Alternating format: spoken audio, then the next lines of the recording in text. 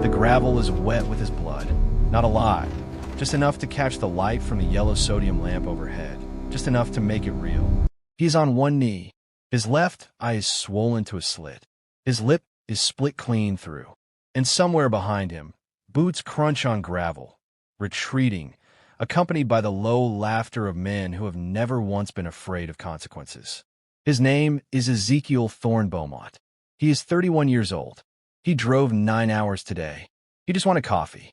Now he is on his knees in a parking lot in a town called Delavan, California, in the fall of 1987, and the deputy who just arrived is standing 6 feet away, writing nothing, saying nothing, looking at Zeke the way men look at roadkill they have no intention of moving.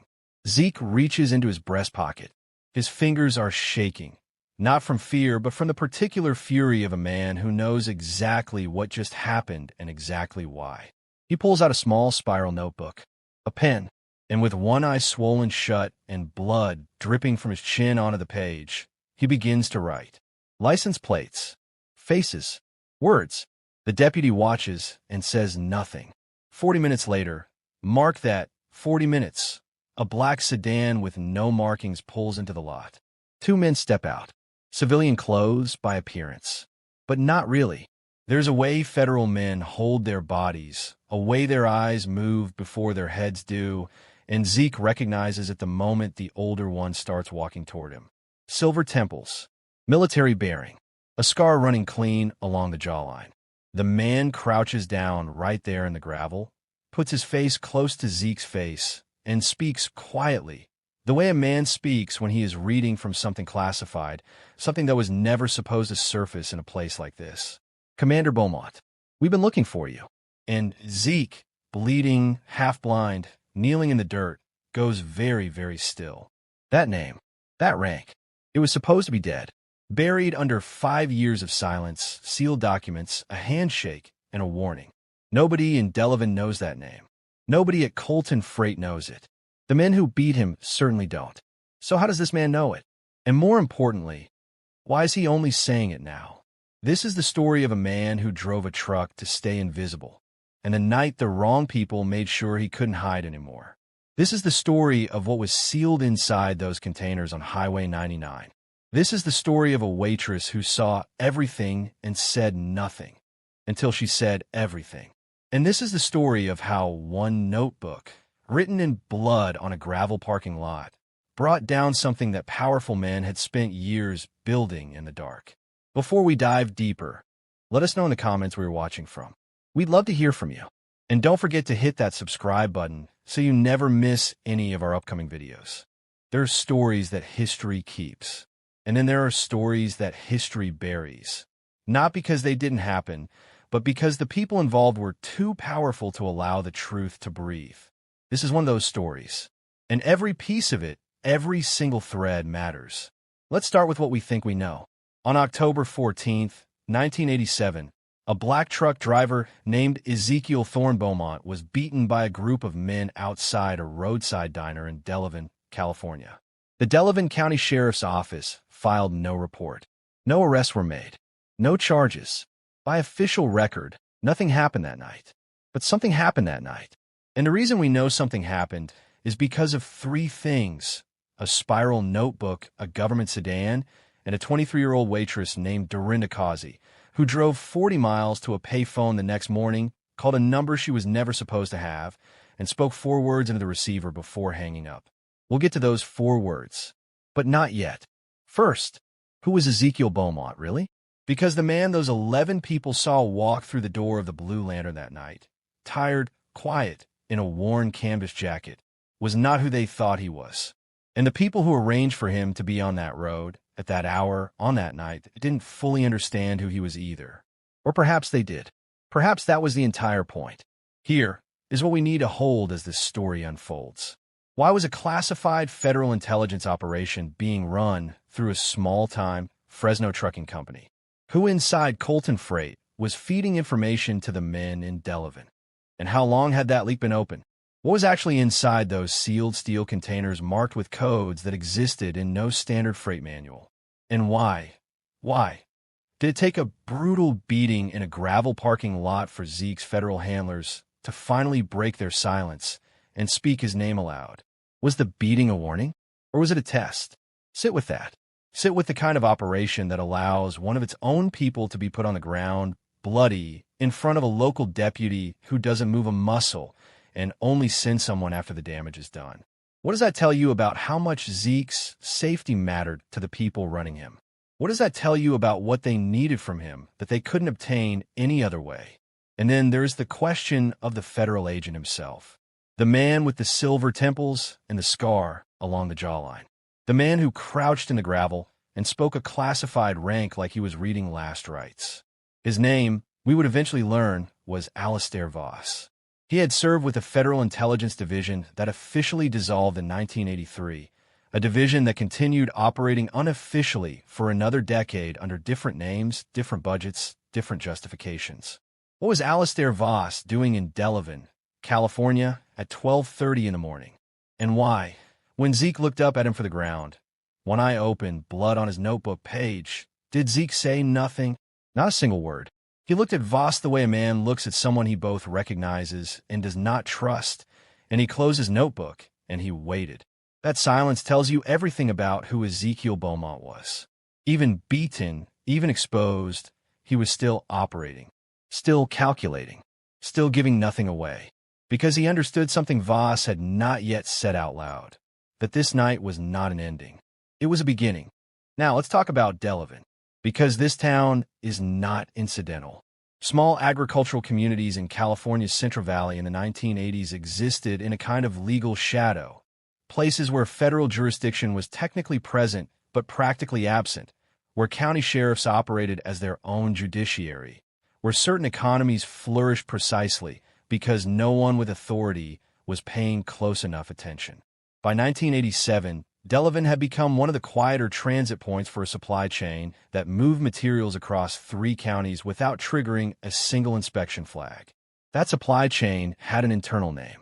It was called the Meridian Line, and the men who maintained it, the farmland enforcers, the county officials, the dispatchers at small freight companies, believed they were untouchable. They had been untouchable for years, until a man named Zeke Beaumont started driving their routes and started writing things down. The question isn't whether justice was coming. The question is what it cost to deliver it, and what it cost Dorinda Causey, a 23-year-old woman who came to work that night expecting nothing more than a standard shift, to be the one who finally opened the door. What makes a person speak when silence is the safer choice? What drives someone to risk everything for a stranger they served for 11 minutes? These are the questions this story is going to answer.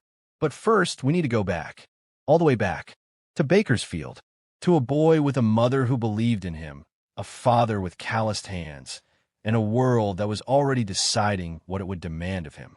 Bakersfield, California, 1965.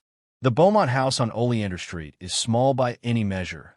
3 bedrooms, 1 bath, a kitchen that smells permanently of cornbread and motor oil, because Aldous Beaumont works 12-hour shifts at the Cotton Gin and comes home with his hands dark and his back bent. And on weekends, he fixes neighbors' cars in the driveway for cash money because 12 hours at the gin is never quite enough. Celestine Beaumont, née Holloway, born in Shreveport, Louisiana, educated at a black teachers' college outside Baton Rouge, teaches 4th grade at Carver Elementary. She has a voice like a church organ and a mind like a steel trap, and she has made a decision about her children that she has never wavered from once. They will be extraordinary, not because the world expects it, because the world doesn't. Zeke is the middle child. He has an older sister, Lavinia, who is already in high school and already sharp-tongued and political, and younger brother, Darnell, who is 7 and has a laugh like a truck backfiring and a heart the size of the San Joaquin Valley. Zeke exists somewhere between them, quieter than Lavinia, softer than his age, but with something behind his eyes that his mother noticed when he was 3 years old and has been quietly watching ever since. He is the child who, at 9, memorized the entire Bakersfield bus schedule and then redesigned it on paper for efficiency. He is the child who, at 11, sat down with the family's tax documents because his father couldn't make sense of them and found a deduction Aldous had been missing for 6 years. He is the child who, at 14, taught himself chess from a library book, and was beating adults at the county fair before summer ended. He is also the child who, at 15, watched two police officers stop his father's Buick 2 blocks from their house, make Aldous stand in the street with his hands on the hood, search the car for 20 minutes, find nothing, and drive away without a word. Zeke was in the back seat. He watched his father get back into the car. He watched Aldous Beaumont, a man who could lift an engine block, work a 12-hour shift, and fix every problem his family handed him, sit in the driver's seat for 3 full minutes without starting the car, hands in his lap, looking at nothing. Then Aldous started the car, and they drove home, and nothing was said. Zeke never forgot those 3 minutes. They became an education no library could provide, an understanding of the particular weight certain men are asked to carry, and the silence that weight requires. He graduated Bakersfield High in 1974, near the top of his class. He chose to enlist, not out of blind patriotism, but out of a belief in leverage. If the world was going to demand everything from him, he intended to learn everything he could from the world in return, and keep the knowledge for himself. The Army made good on part of that bargain. His superiors noted early that he possessed what they called pattern retention under duress, the ability to observe and remember complex details while under physical or emotional stress. By 1978, he was operating under a classification level that did not appear in standard Army documentation, attached to a unit coordinating with federal intelligence agencies on Cold War surveillance work in Western Europe. He lived under a cover identity in Frankfurt for 14 months. He filed reports that were read by people whose names he was never given. He did things that were necessary and that he would spend years afterward trying to make peace with. Within the particular hierarchy of his classified unit, he was given the Field Designation Commander, a rank that existed outside the standard Army chain of command, a marker of operational seniority and trust. Only 7 people knew what Commander Beaumont meant, and when the unit was formally dissolved, those 7 people dispersed, and the designation went with them into silence. Or so Zeke believed. When he came home to Bakersfield in 1982, he was not the same man who had left. He wanted the road. He wanted motion. He wanted a life simple enough that the only weight he carried was whatever was loaded into the back of a rig. He got his CDL, started at a small outfit out of Fresno, moved to Colton Freight within a year. His dispatcher, a heavy-set woman named Greta, used to say Zeke could drive through a hailstorm and arrive on time with the load intact, and never once mentioned that it had hailed. He dated, briefly, a schoolteacher in Clovis named Riava, who said he was the most present and most absent person she had ever known, that she could be in a room with him for hours and feel both completely seen and completely unable to reach him. They parted gently, which somehow felt sadder than bitterness would have. He called his mother every Sunday. He grew tomatoes in the back garden. He read history books and military memoirs and James Weldon Johnson, whom he had discovered in a base library in Frankfurt and never quite recovered from. This was Ezekiel Beaumont's life by the autumn of 1987, measured, quiet, carefully constructed to ask nothing of the world except to be left alone. And the world, as worlds do, was preparing to refuse that request. Now, Dorinda Causey. She is 23 years old in October of 1987. She has been working the night shift at the Blue Lantern for 14 months, having moved to Delavan from Modesto after a relationship ended badly. A relationship she doesn't discuss. She lives in a studio apartment above a feed store on Meridian Avenue and drives a 1979 Honda Civic that overheats in traffic. Dorinda is the kind of person who notices things and says nothing about them, which she has always told herself is wisdom, but has recently begun to suspect is cowardice. She has noticed the men who come in after 10, who never order food, who leave envelopes on the back booth table when they go. She has noticed how Doris goes quiet when those men arrive and doesn't return to herself until an hour after they've left. She has noticed the black and white county sheriff's cruiser that sits in the lot once a week for exactly 20 minutes, engine running, before pulling out again. She has noticed all of this, and she has said nothing, because she needs the job and the cash, and she learned, the hard way, in Modesto, that speaking up is a luxury people in her position cannot always afford. But Dorinda Kazi has never, in her life, watched something like what is about to happen on October 14th. And what she sees through that diner window, what she watches without looking away, pressed against the glass with her order pad still in her hand, is going to cost her everything she thought she valued and give back something she didn't know she had lost. She is the character this story cannot exist without. Because in the end, it is not the federal agent, not the sealed containers, not even the notebook full of evidence that breaks this open. It is a young woman from Modesto who makes a call she was never supposed to know how to make. But we are not there yet. First, the night the Blue Lantern. The night Zeke walked through a door and the life he had carefully built around himself came apart at every seam. October 14th, 1987, 8:47 in the evening. Zeke has been on the road since 11 that morning. He is coming off a Vantara pickup outside Tulare, sealed containers, standard route. Nothing hasn't done a dozen times since August. But something feels different tonight. He cannot name it. He has learned to trust the feeling without needing to. The Vantara loads have been troubling him for weeks. Not in any way he could articulate to a dispatcher, but in the way that a man trained to read the shape of a lie recognizes one even before he can prove it. The hazard codes on the containers sit just slightly wrong. Almost correct. Almost matching a real product category, flammable chemical compounds in secondary containment. But the specific subclassification codes don't correspond to any product line he has seen in the freight manifests.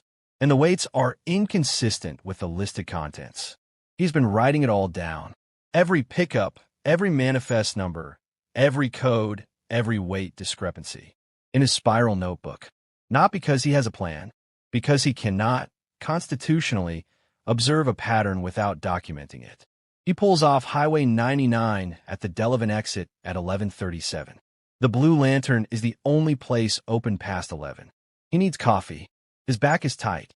He parks the rig at the far end of the lot, kills the engine, takes his jacket from the passenger seat, puts the notebook in the breast pocket out of habit. Out of training. He walks in. The Blue Lantern Diner is the kind of place that exists more in American memory than in American reality. Red vinyl booths, a long counter with spinning stools, a pie case with exactly 4 items in it regardless of the day. The kind of place that smells like coffee and grease and something that might once have been hope. Dorinda Kazi looks up from the counter when the door opens. She picks up a menu and starts toward an empty booth by the window. She doesn't make it 2 steps before Carver Odell speaks, says something from the back booth. Speaks is 38, broad across the shoulders, and mean in a way that has been cultivated carefully over years of being told that meanness is authority. He is the informal leader of the group tonight, 5 of his regular crew, plus 2 newer men who have the look of people auditioning for something. He has an understanding with the Delavan County Sheriff's Office. He has never needed to worry about consequences. What he says is low enough that Dorinda almost misses it, but she doesn't, and she watches the way Zeke goes still when he hears it, not flinching, not surprised. The particular stillness of a man running a very fast internal calculation. Zeke turns. He looks at Speaks without raising his voice, without reaching for anything. He says, evenly, that he would like a booth and a coffee, and that he would appreciate being left alone. The diner goes very quiet. What follows in the next 4 minutes is the kind of escalation that happens when men who have never faced consequences encounter someone who will not perform fear for them. Speaks rises. One of the newer men moves to cut off the aisle. Words get said that don't bear repeating here, the kind deployed as weapons for centuries, designed not to describe, but to diminish, to reduce a man to a category.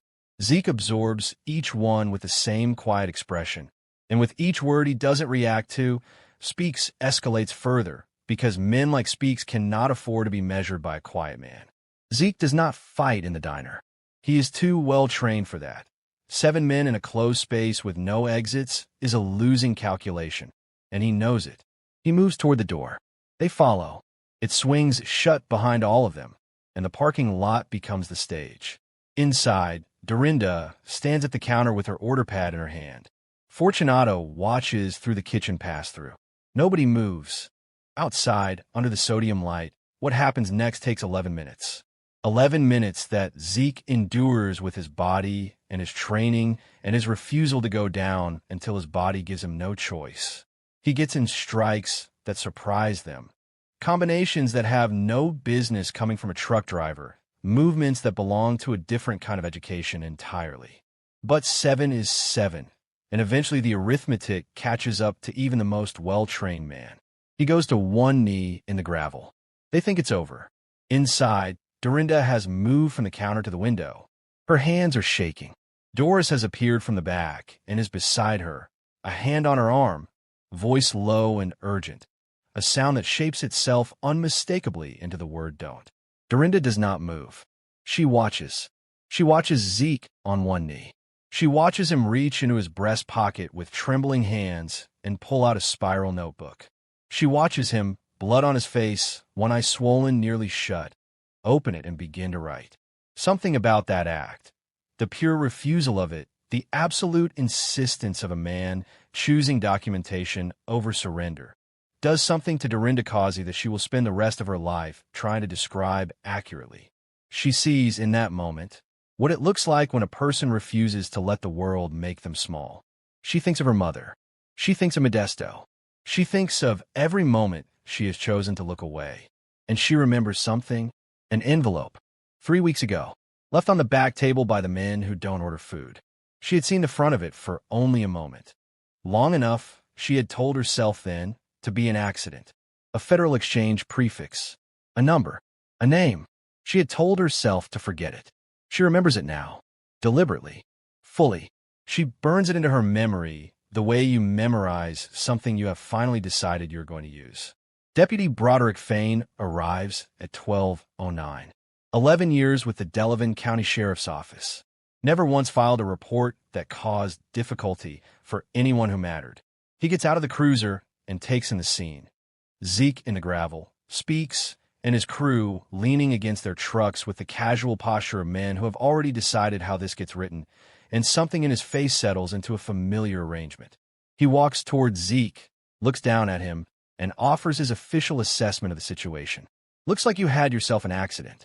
Zeke looks up at him, notebook still in hand, blood still on his chin, and his voice is so level it is almost frightening. Write it however you want, he says. I've already written mine. Fain's eyes go to the notebook. Something moves behind them. He does not reach for his own notepad. He does not approach Speaks or his crew. He walks back to his cruiser and picks up his radio. Zeke pulls himself to the rig. He uses the CB to reach the state highway patrol dispatcher 2 channels over, not the county sheriff. He gives his location. He gives his condition. He says, send someone who doesn't work for the county. Then he opens his notebook and writes for 11 more minutes. At 12:41, the black sedan arrives. Alastair Voss crouches in the gravel, and a name that was supposed to be dead comes back to life in a parking lot in a town no one in federal service had ever thought to watch. And that's when Zeke realized this was never about one night. This had been moving toward him for months, and someone had known it was coming long before he did. If this story has your heart racing, drop "I'm still watching" in the comments. Let's see who's following all the way through. In the hours after Alastair Voss speaks that name in the gravel, the world reorganizes itself around Zeke with a speed and completeness that is almost physical. He is taken to a regional hospital in Hanford, not the Delavan County Clinic, which Voss makes clear without elaboration is not an option. 12 stitches above his left eye, 2 cracked ribs, a nurse who asks what happened and receives the words trucking accident in response, and who has the particular expression of a woman who does not believe this but understands, in the way of people who work night shifts in Central Valley hospitals, that believing it is the path of least consequence. Voss waits in the corridor. The younger agent, whose name Zeke will later learn is Demetrian Cole, 29, former military intelligence analyst, 3 years in the field, stands by the entrance doing nothing that looks like anything. Zeke uses the time to think. He has been in conditions that required rapid reassessment before. Frankfurt, 1979, when a contact didn't appear and 3 unknown individuals materialized on a street that was supposed to be clear. A surveillance operation in 1981 that went sideways in ways requiring him to recalibrate every assumption he had been working from. He knows how to breathe through the disorientation. He knows how to take facts as they are rather than as he expected them to be. The facts as they are. Voss knows his classified designation. Voss was in that parking lot within 40 minutes of the incident. Voss is operating in the same geographic corridor as the Vantera shipments. These facts are not unrelated. They cannot be. When Voss comes into the room, he pulls a chair to the bedside and sits with the economy of a man who has had this kind of conversation before. Not performing comfort, not performing authority. Just present, waiting for Zeke to decide to speak first. Zeke obliges. He asks how long Voss has been in the county. 6 weeks. Comes the answer, offered without elaboration. The way a man answers when he knows the follow-up question is more important than the first. And had he been waiting deliberately for tonight? The pause before the response is long enough to be its own kind of admission. What Voss says next is careful, precise, and devastating in its honesty. They needed to know what Zeke knew, and they couldn't ask him directly. There it is. The thing Zeke has been bracing for since the sedan pulled into the lot. He was not protected because he wasn't meant to be protected. He was observed. The beating was permitted because it gave Voss a pretext to approach, plausible cover for a contact that would otherwise have no explanation. They used the incident. They may have known it was coming. He sits with this for a long, quiet moment. Then he asks the question that matters most. What is in the containers? Voss tells him enough. Not everything, enough. Vantera Industrial Supplies is a 3-year-old front company incorporated in Nevada. It is one node in a distribution network for chemical compounds that, in the right quantities and combinations, constitute the primary manufacturing ingredients for a class of controlled substance the DEA has been tracing toward a production source for 18 months. The network is sophisticated. It runs through multiple legitimate freight carriers. Colton Freight is one of 6. The volumes per individual shipment are kept just beneath inspection thresholds. No single load has ever been flagged. The Meridian Boys are the enforcement arm. They keep route drivers compliant and quiet. They have been doing it for 3 years. Zeke is the first driver who has systematically documented the discrepancies, without being asked, without knowing the full picture, operating purely on the trained instinct of a man who cannot observe a pattern without recording it. What Voss needs, what he has waited 6 weeks and allowed a beating to obtain, is the notebook. Not just a notebook, the pattern, the dates, weights, codes, routes, timing. All of it assembled by someone with Zeke's specific intelligence background, in a form that would hold up where official surveillance documentation might not. Zeke looks at him across the hospital room with the measured consideration of a man calculating a negotiation rather than a surrender. He makes clear that he will not hand over the notebook without a guarantee. And the guarantee he wants is not money, not immunity, not relocation. He wants the name of the person inside Colton Freight who gave his route to the Meridian Boys that night. He wants that person charged. The stillness that settles over Voss at this request tells Zeke everything he needs to know before a word is spoken. The person inside Colton Freight is not a low-level dispatcher. He is connected upward through the network at a level that makes him, from an investigative standpoint, more valuable as an ongoing asset than as a defendant. Voss has agreements in place, agreements that do not include burning that particular thread. This is the impasse. Zeke holds what Voss needs. Voss holds what Zeke needs. Neither trusts the other. Neither can afford to walk away. And so they begin the slow, spoken calculus of 2 men who understand leverage and are deciding how much they are willing to pay for what the other one holds. Meanwhile, in Delavan, at 12:50 in the morning, Dorinda Causey is washing coffee cups in the Blue Lantern's kitchen sink, hands still unsteady, saying nothing to Doris, who has retreated to the back with the silence of a woman who has chosen, once again, not to know what she knows. The diner is empty. The parking lot is empty. Deputy Fain's cruiser is gone. Speaks, and his crew dispersed into the night, as if the gravel had never held anything at all. But Dorinda's mind is not empty. She is running through what she knows. The envelopes, the men who don't eat, the county car with its 20-minute schedule, the number she memorized from the front of an envelope 3 weeks ago, which she had told herself was an accident and now understands was not. She grew up around a father who worked government contracts and talked about his work at the dinner table the way some men talk about sports, with specificity and without much self-awareness about who was listening. She knows what a Federal Exchange prefix looks like. She knows what it means. And the number she memorized belongs to one. She finishes washing the cups. She takes off her apron. She does not say goodnight to Doris. She drives 40 miles to a pay phone in the next county and makes a call she has no official right to make and every human reason to make. It rings twice. Someone answers. And Dorinda, voice steady in the way that voices get steady when a person has finally stopped deliberating and simply decided, says 4 words before hanging up. He was writing it down. She drives home. She sits in her Honda in the dark outside her apartment for a long time. Then she goes inside and lies on her bed without taking off her shoes and stares at the ceiling until the sky goes gray. Back in Hanford, Voss and Zeke are still negotiating. Each morning for 4 days, Cole brings Vietnamese food from a restaurant in Visalia, and Zeke and Voss sit across from each other in the motel room and trade fragments. Zeke offering enough of the notebook's contents to confirm its value without surrendering the power. Voss offering enough operational context to justify his presence without admitting the full extent of what he knew and when. On the second evening, Cole sits down across from Zeke while he eats and mentions, with the careful casualness of a man delivering something significant in a low key, that a call came in. A woman.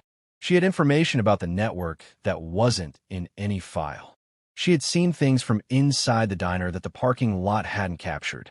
And the way she described what she saw, the way she chose to frame it, the specific 4 words she used, had apparently been enough to put a particular federal division on alert in a way that changed the geometry of the situation considerably. Zeke sits down his fork. Cole gives him the outline. He doesn't give him Dorinda's name. Not yet, but he doesn't need to. Zeke asks, and the confirmation comes in the form of a slight nod. Something changes in Zeke's face at that moment. Voss, who is across the room with a folder open and a pen in his hand, notices it and files it away. Because it is the first time in 4 days that Zeke has looked like something other than a man doing a calculation. It is the first time he looks, briefly and almost imperceptibly, like a man who is moved. He asks where she is. Still in Delavan, comes the answer. Still working the night shift. And then Zeke says the first thing in 4 days that is not a negotiation. He says it quietly, without decoration, in the voice of a man for whom it is not a request but a condition that has to change. It becomes his first non-negotiable. Before the notebook. Before testimony. Before any of the rest of it. Dorinda Causey gets moved. She gets protected. She gets whatever she needs to not be standing behind a counter in Delavan when the Meridian boys figure out that someone in that diner made a federal call. Voss agrees. And in that agreement, something shifts between the 2 men. Not trust, exactly, but the first intimation that they are both, in their own different ways, try to pull something true out of a situation that has been badly managed by powerful people for a very long time. Back in Delavan, Speaks receives a phone call on the morning of October 16th. The voice on the other end delivers a piece of information without ceremony. The trucker wrote things down, and there may be a problem. Speaks receives this with the confident dismissiveness of a man who has never once been made to feel small by a consequence. He says the trucker is nobody from Fresno. The voice tells him to find out who the trucker talked to at the hospital. And the race, which had begun the moment Zeke put pen to paper in a gravel lot, quietly, invisibly accelerates. Everything Zeke has built his understanding on is about to come apart. It happens on the 5th day. Cole arrives at the motel at 6 in the morning, early, unscheduled, without the Vietnamese food. His face carries the particular arrangement of a man transporting information that will change the conversation. Zeke is already awake. He has been awake since 4. He watches Cole set a folder on the table between them and understands, before it is opened, that what is inside will cost him something. Inside the folder, a surveillance photograph, dated September 3rd, 1987, 6 weeks before the beating. Exterior of the Vanterra office park in Visalia. In the foreground, 2 men standing beside a parked car. The first is Carver Odell Speaks. The second is Garrett Foyle. Zeke knows that name. Garrett Foyle is the dispatcher at Colton Freight who assigned him the Vantera routes. Garrett Foyle is the man who answered his early questions about the manifest codes with confident, detailed explanations. Just specific enough to be plausible, just reassuring enough to discourage further inquiry. Garrett Foyle brought Zeke coffee on his first day at Colton, showed him where the bathrooms were, and extended the easy warmth of a man who meant every word of it. Garrett Foyle is the informant inside Colton Freight.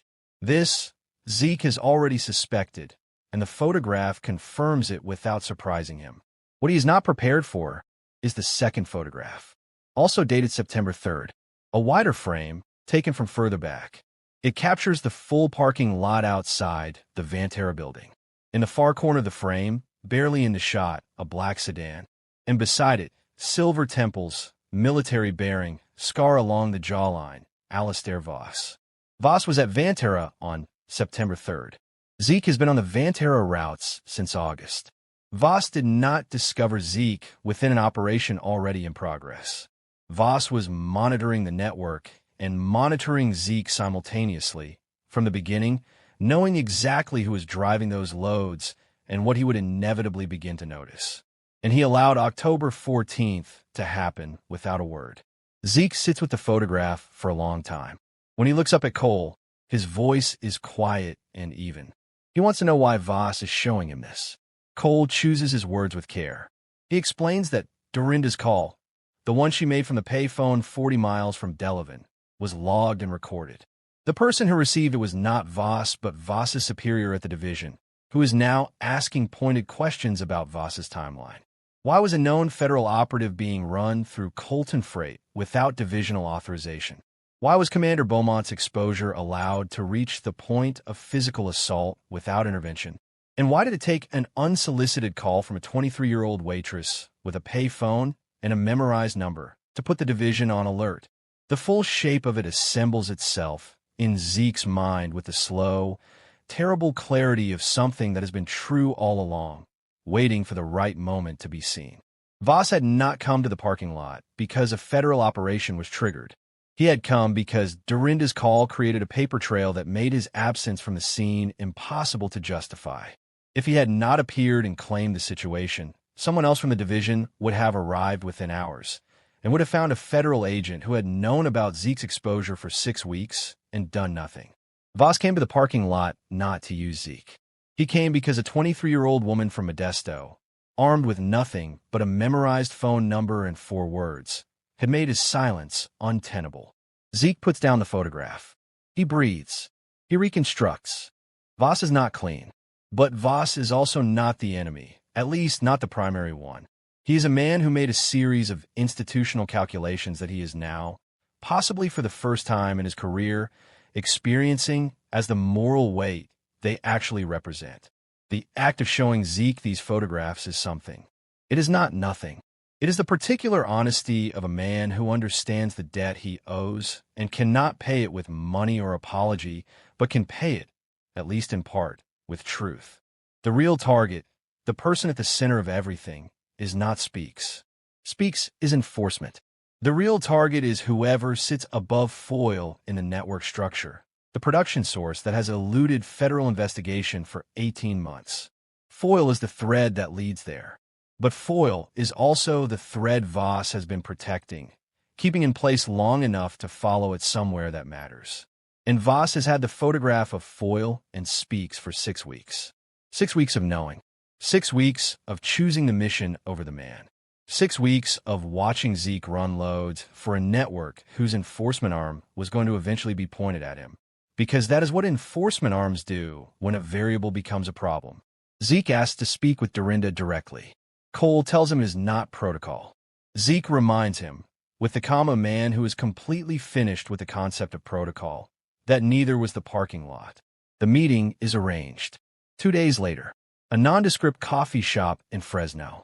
Dorinda arrives in her overheating Honda Civic, a bag packed in 15 minutes, sitting in the back seat.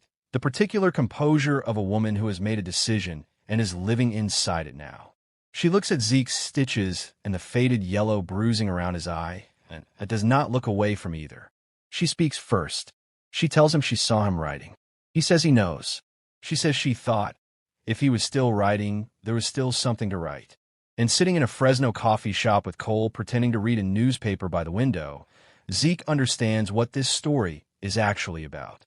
It is not about chemicals or freight routes or classified designations or federal operations. It is about what people do when they believe no one consequential is watching, and what they do when someone is. Dorinda gives her account formally, 2 days later, to a federal interviewer. She is composed and precise. She provides names, dates, overheard conversation from the back booth of the Blue Lantern. Men who never ordered food, speaking about route schedules and delivery windows in the particular shorthand of people who have grown comfortable with the assumption that the waitress is furniture. When the interviewer suggests at one point that she may be misremembering certain specifics, Dorinda looks at him with the level patience of a woman who has spent years being underestimated and has recently decided she is done accommodating it. She tells him she remembers everything, that she has always remembered everything, that she simply wasn't sure, until now, who deserved to hear it. She thought she was going to lose everything by speaking. What she found instead was what she had always had, a mind that had been keeping records even when she told it to stop. And Zeke, watching her from the back of the room as the interview concludes, thinks of his father in the driver's seat on Oleander Street. Hands in his lap, engine off, looking at nothing. He thinks of the 3 minutes that became his second education. And he understands, in a way he could not have articulated before this year, that what his father had been doing in those 3 minutes was not defeat. It was preservation. It was the careful safeguarding of something that was not yet safe to use. The right moment had simply not yet arrived. She thought she had lost everything. But what she discovered that night would change her forever. Some endings come loudly. Court dates, verdicts, names in newspapers. The machinery of justice making its particular noise in the way that machinery does when enough pressure is finally applied. Some endings come quietly. A drive on a gray morning. A notebook handed across a table. A decision made in a motel room in Hanford that no press release will ever describe. The network the Meridian boys protected took 14 months to fully dismantle after Zeke handed over the notebook in late October of 1987. The federal investigation, rebuilt on the foundation of Zeke's documentation and Dorinda's testimony, traced the supply chain to a production facility inside a warehouse complex outside Bakersfield, Zeke's hometown. Whether this was a terrible irony or a terrible design, he was never entirely sure.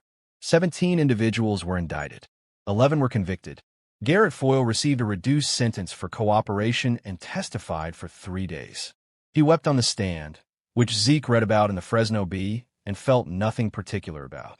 Carver Odell Speaks was charged with federal conspiracy and assault under civil rights statutes, the latter charge requiring the investigative team to formally acknowledge, in federal court documents, that what occurred in the parking lot of the Blue Lantern on the night of October 14, 1987, was not an accident. He was convicted in 1989 and served 6 years. Deputy Broderick Fain lost his position with the Delavan County Sheriff's Office in 1988 during a broader departmental review. He was not charged. He moved to Arizona and became, by all subsequent accounts, a person of no particular consequence. The Delavan County Sheriff was indicted on federal corruption charges in 1989 and convicted in 1990. His trial received 1 day of regional press coverage and was never mentioned nationally. The machinery of justice is not always a spotlight. Sometimes it is a ledger, patient, methodical, balanced in the dark. Alistair Voss retired from federal service in 1991. Before he left, he wrote Zeke a letter. Not an apology, precisely. Something more careful than an apology, something that only a man who has spent 30 years making institutional calculations and is finally counting the cost of them could write. He said there are choices that look like strategy at the time and look like failure in retrospect. He said he thought about that parking lot more than anything else he had done in his career. He asked if Zeke would be willing to correspond. Zeke read the letter twice. He folded it and placed it in the same drawer as his Army commendations, the ones that appear in no official record. He did not write back for a long time. Eventually, he did. They corresponded for the last 3 years of Voss's life, and the letters were by all internal evidence, honest in the way that only exchanges between people who owe each other truth can be. Dorinda Kazi did not return to Delavan. She moved to Sacramento with the assistance of a federal witness transitional fund. Not full protection, just enough of a bridge to reach somewhere new. She enrolled in community college, then a 4-year program. She graduated with a degree in criminal justice in 1993 and spent the following decade as a legal advocate for agricultural workers in the Central Valley, which was, she noted in the only interview she ever gave on the subject, not a coincidence. The network Zeke's notebook helped dismantle was a symptom of systems that predated it and would survive it. She had decided to work on the systems. She and Zeke stayed in contact for the rest of their lives. Not romantically. That is not the shape of this story. The particular closeness of people who shared something unrepeatable. Once a month on the phone for years. Lunch in Fresno every few years at the Vietnamese restaurant Cole had recommended, which Dorinda found funny and Zeke found fitting. Dimitri and Cole left federal service in 1992 and became a high school civics teacher in Oakland. He taught for 22 years. Several former students have noted that he had an unusual ability to make the machinery of government feel concrete. Not as abstraction, but as the accumulated choices of specific human beings, some cowardly, some brave, most located somewhere in the difficult territory between. And Zeke. Zeke drove trucks until 1997, when his back delivered a clear and unambiguous message that it had carried enough weight across enough miles.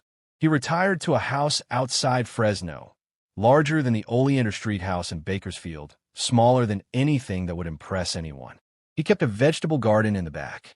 He called his mother every Sunday until she died in 2003. He read history books, military memoirs, and James Weldon Johnson. He never spoke publicly about any of it. Not out of shame, not out of fear, but because he understood, perhaps better than anyone else in this story, the difference between what is documented and what is true, and he had spent his whole life knowing that the truest things are often the ones no official record can contain. In 1994, he agreed to one interview. A graduate student writing a thesis on civil rights enforcement in California's agricultural regions. He gave it on the condition that it would not be published until he said it could be. He never said it could be, but the student, now in her 70s, has preserved it. And in it, Zeke was asked one question above all others. What made the difference? Not the notebook, not the federal investigation, not the indictments. What actually turned it? He was quiet for a long moment. Then he spoke, not with the gravity of a man delivering a lesson, but with the simplicity of a man who has arrived, after years, at something true. He said, a woman who wasn't supposed to know a phone number remembered it anyway, and used it. That's all. Everything else was already there. It just needed someone willing to make the call. The student asked why he thought she did it.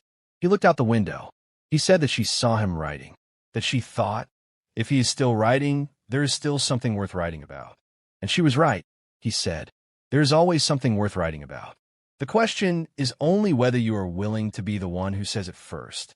He paused for a moment, and then he said something that the student has repeated many times in the years since, to many different people, in many different contexts. He said, most people believe the system fails because the people inside it don't have the information. That is not the reason. They have the information. They're simply waiting for someone else to be the first to say it. Dorinda stopped waiting. He looked back at her. He said, write it down. Even if no one reads it yet. Write it down. And that is where we leave him. In a house outside Fresno, with a garden in the back and a drawer full of things that appear in no official record, and the particular piece of a man who has lived long enough to understand that the truest measure of a person is not what they do when the world is watching. It is what they choose to write when they are bleeding in the dark. And the only witness is themselves.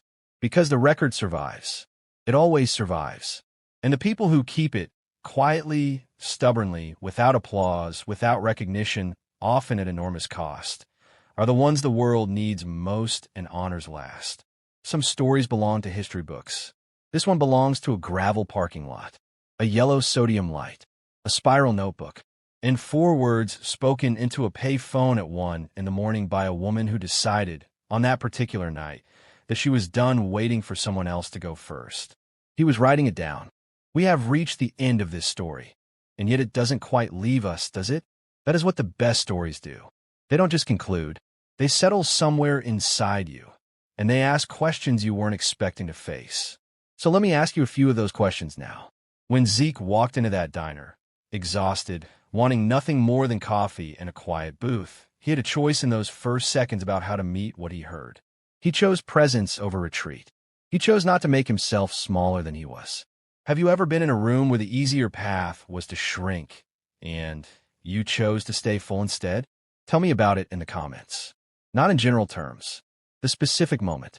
What it felt like. What you decided. Those are the comments worth reading. And Dorinda, what do you think it was in that precise moment of watching Zeke ride in the gravel that finally moved her from observer to participant? Was it courage that arrived all at once? Was it the anger that had been accumulating beneath years of practiced silence, finally reaching the surface? Or was it something simpler, a threshold quietly crossed, a person who had simply reached the end of what she was willing to look away from?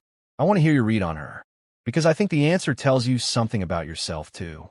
Here is the question that stays with me longest after this story. Do you believe justice was actually served? The network came down. Speaks was convicted. Foyle cooperated.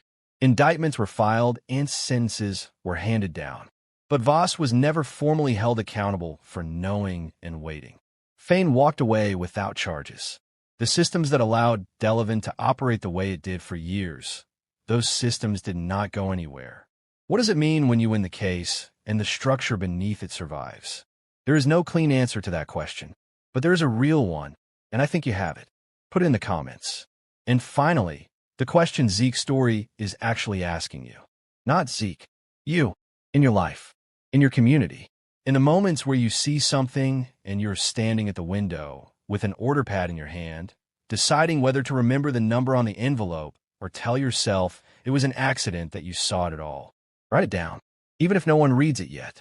Write it down. If you have made it this far, you are exactly the kind of person this channel exists for. The ones who stay. The ones who let a story sit with them. The ones who think. I see you, and I am grateful for every one of you. If this story reached something in you, share it with someone who needs to hear it today. Not for the algorithm, because some stories are meant to travel further than one screen.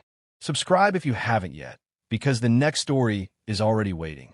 It follows a woman who was declared legally dead by her own family, lived under a new name for 12 years in the Pacific Northwest, and came home for one reason that nobody in that family anticipated.